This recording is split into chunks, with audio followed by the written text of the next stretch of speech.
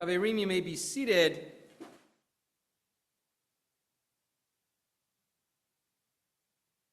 So for the last little bit, ever since the beginning of the month of Elul, Ashkenazic Jews have been adding Psalm 27, what we will see labeled in our Siddur very shortly as the penitential psalm. We add it every morning and every evening for a total of 51 days, from the beginning of the month of Elul through, in some communities only Yom Kippur, but through most communities through Hoshana Rabbah, which is the end of the festival of Sukkot. What's intriguing about this is that the Bible does not mention this custom. The Talmud does not mention this custom. Maimonides, the great codifier of Jewish law in the 12th century, does not mention the custom. Neither does Rabbeinu Yaakov ben Asher, who writes his legal code, the Torah, in the 14th century.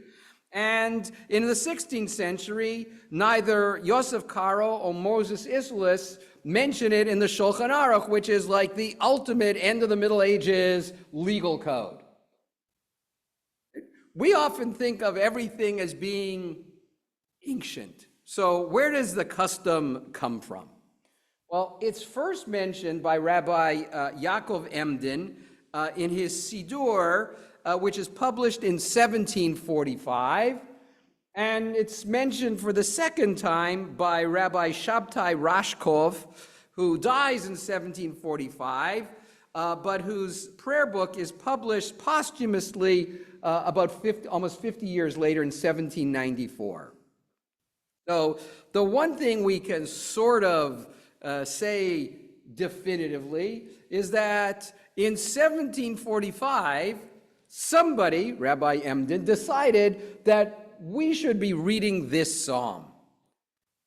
And it gets some traction over time, but it pushes the question of why?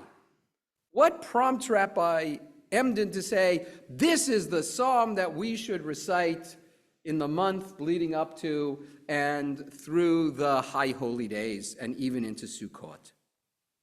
So Rabbi Shabtai Rashkov, who I mentioned was the second person to mention doing so, and discovers that there's no antecedent for what he's doing, decides to offer a suggestion, and he gives a cumbersome and complicated Kabbalistic explanation in which, and I'm distilling down many pages for you so you can thank me later, in which he says, Psalm 27 mentions God's name 13 times, and therefore if we recite it, it will protect us from the evil decree should we receive one on the high holy days. Because 13 is the number of months in a Hebrew year when there's a leap year. So you've got your whole year covered, right? Does that sound a little iffy to you?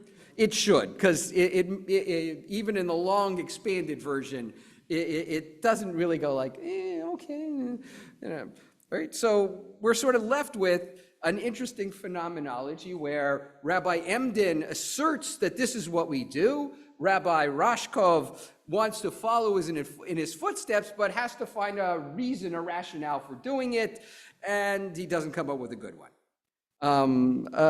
Some 50 to 80 years later, Rabbi Ephraim Zalman Margoliot, amongst others, are trying to therefore find, why do we say this? And just for the record, Yaakov Emden was not like Joe Corner Synagogue rabbi. He was a preeminent scholar who was widely respected. So when he said something, it's like, oh, I better take it seriously. And so Rabbi Margoliot goes to a midrash in the book on the book of Tehillim, the book of Psalms, in which the rabbis of that midrash connect the psalm to Rosh Hashanah, right? And they write, "The Lord is my light on Rosh Hashanah and my salvation on Yom Kippur." that when I begin the new year, God enlightens it. And on Yom Kippur, when things are potentially iffy in terms of what's going to happen to me, God's salvation shines forth. And then he goes on to say, and we can see clearly that the psalm mentions that God will shelter me in his sukkah in a day of danger. So there you go. Rosh Hashanah, Yom Kippur, Sukkot. Right? Are you convinced? You shouldn't be, because it's a nice little midrash, but the midrash was not intended to be anything other than a comment on the book of Psalms. It wasn't to say, this is why you should say it. And Rabbi Margoliot is kind of going like, I need a reason, so let me see if this one works. Right? To show you that the reason doesn't work, welcome to the 20th century, and Rabbi Chaim Kival, who resonates with me because he was my predecessor's predecessor at my congregation in Albany. And so he writes in his book on the High Holy Days that if you look at the last verse of the psalm, it says, Lulei he'amanti lirot betuv Adonai be'eretz chaim, had I not the assurance that I would enjoy the goodness of the Lord in the land of the living, blah, blah, blah. And he notes that in the Masoretic text, the official version of the Bible as it's been handed down, the word lulei appears with dots over it, diacritical marks. And in Masoretic text, that means pay attention to this word. There's something unusual here. And Rabbi Kival says, it's a hint that if you read the word backwards, the word lulei spells the word Elul, the month of Elul. Yeah, this is like the Beatles album, you play it backwards, right? Are we convinced? Yeah, I'm still not so convinced either, despite the fact that he was my predecessor's predecessor. It's clever, it's creative, like some of the others, but it's not that compelling. I think if all of these great teachers of ours had looked at the psalm and read its words, I think a simpler explanation would have been sufficient. That Psalm 27 was chosen at this time of year, a time when we approach with a measure of hopefulness, but also a great measure of trepidation. Those words, mi yichye, mi yamut, the words that we recite, who will live and who will die, were palpable in the lives of our ancestors. And so as we approach the days of awe, when Jews are fearful about their fate, the words of this psalm offer encouragement and the promise of divine salvation, that no matter what, God will not abandon us. God will not forsake us. God is there for us. And that, I would argue, is the surface meaning of the text. And then I want to share with you a commentary to the text by Rabbi David Kimchi, who's writing in the late 12th, early 13th century. And he focuses in on the fact that according to Talmudic tradition, who's the author of the book of Psalms? King David, all right? What did King David do for most of his life? What was he busy with?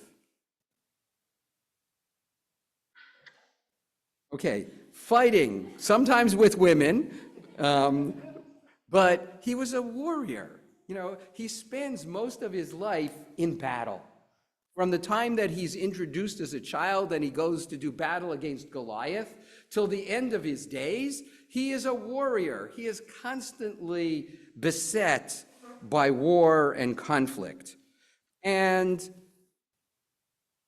it's not surprising then that many of the Psalms are petitions and prayers to God to be protected, to be embraced by God, to be surrounded by God's protective care. And so here too we see in this psalm both David's faith that God will save him from all harm, right? If you look at some of the early verses, or when we read it later, should an army arise against me, you're with me. If I'm surrounded by my enemies, you'll protect me. David asserts it with confidence that he is not imperiled at a time when he's engaged in the most perilous of activities. But in the psalm, what does he want? One thing I ask of the Lord. I want to spend time in your house. I want a respite from war and conflict and struggle. I want the serenity to be able to write psalms. I want the serenity and the calmness of being able to just live without the threat of the sword hanging over me. So, Rabbi Kimchi's commentary this year was particularly powerful to me. As we creep closer and closer to the first anniversary of October 7th, and in a conflict that seems like it will have no endpoint in sight, I kind of feel what David feels. Whether I'm safe or not, I want a respite. I want a respite from the trauma, from the daily worry about what the news is going to bring. I want a respite and know that friends and loved ones in Israel are safe. I want a respite. I want them to be able to go about their lives as normal. So I join David in the words, I want from you, God. Let me have the time to spend in your house, in prayer, in study. Let me have time to sit with my family in shul and in serenity. Oh, I end as the psalmist did. Hope in the Lord with the certainty and the knowledge in God's hands, all is possible.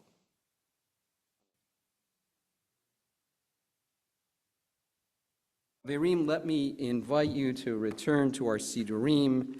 We rise as able for Aleinu, page 56.